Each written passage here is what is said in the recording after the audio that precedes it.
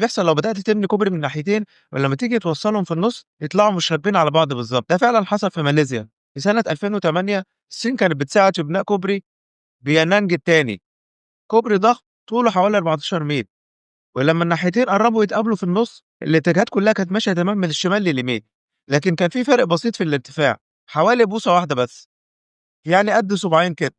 لو ماشي برجليك ممكن ما تحسش بيه، بس كوبري معمول للعربيات اللي ماشية بسرعات حوالي 80 كيلو، على السرعة دي أي مطب بسيط ممكن يبقى خطر.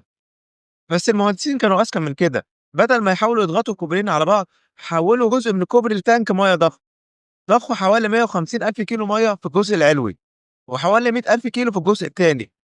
الكوبري بقى زي الأرجوحة، ومن خلال ضبط كمية المَيّة قدروا يوازنوا الناحيتين ويخلّوهم على نفس المستوى بالضبط، ولمّا الاتنين بقوا راكبين مع بعض تمام، ثبّتوهم بمادة لاصقة وكابلات حديد، وبكده المشكلة اتحلت.